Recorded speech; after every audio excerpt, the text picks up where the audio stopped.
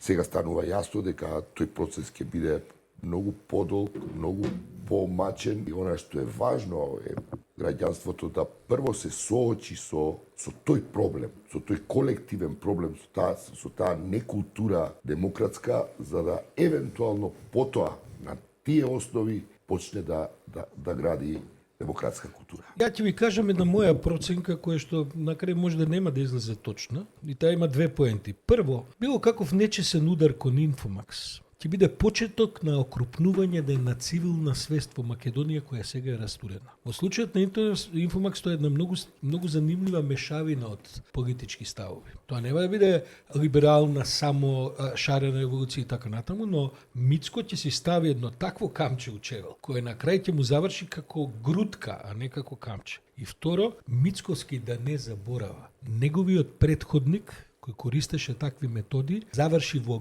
Гепек и го носеа тајно у Будимпешта. И тоа тој неговиот претходник владееше многу подсврсто, многу поспособно, со многу поголема контрола, на крај заврши во Гепек. Да не мислим Мицковски ќе биде 1000 години на власт. Тоа што сега ќе го прави према противници, према неистомисленици, према луѓе за кои на еден или на друг начин мисли дека му ги слабеат позициите, потоа се враќа. И затоа мојата препорака е, малку сум постари од Мицковски, подолго оваа работа, сум видел такви како Мицковски многу. Таа работа на крај не завршува добро по нив. А може биде оваа година, може да следната година, може да 3 месеци, може да 6 месеци, на крај тој тип на инциденти, тоа не се заборава. Се може да се каже, вака било, така било, нелегално, фабрика за смоки, земал пари, не ги вратил и така. На крај ќе остане у македонската историја дека го затворија највлијателниот телевизиски медиум и дека од тогаш им почна падот, кој заврши со затварање у Гепек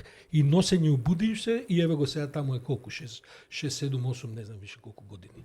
Така што Мицковски екипата да си размислат за тоа.